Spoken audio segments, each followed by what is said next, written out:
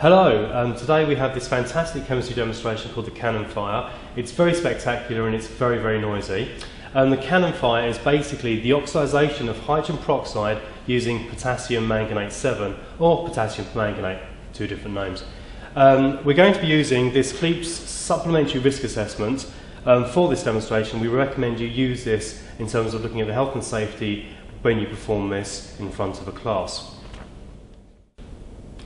For the cannon fire demonstration you will need 20-volt hydrogen peroxide, some ethanol, and it's a good idea with the ethanol if you put a bit of sodium chloride into it beforehand, because this will give the flame a bit more colour, because in this demonstration it's quite hard to see when the ethanol has been ignited because it burns quite clearly.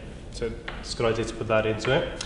You'll need 0.5 grams of potassium manganate 7, matches, splints, an evaporating basin, and for safety, a face shield for the demonstrator, safety screens around the demonstration with mats underneath, and for the people watching and the students watching, they need to be wearing safety specs or goggles.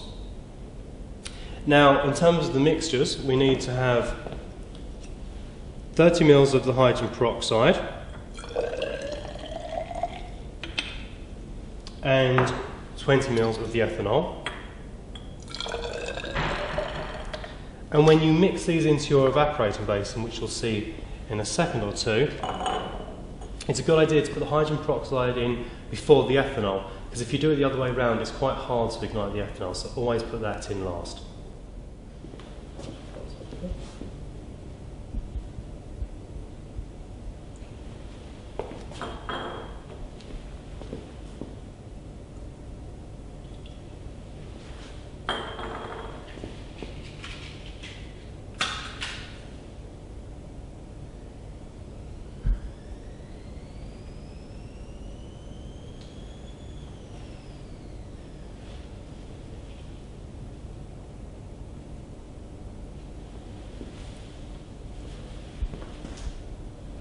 Now I'm going to scatter the potassium permanganate crystals into the evaporating dish, which is now ignited.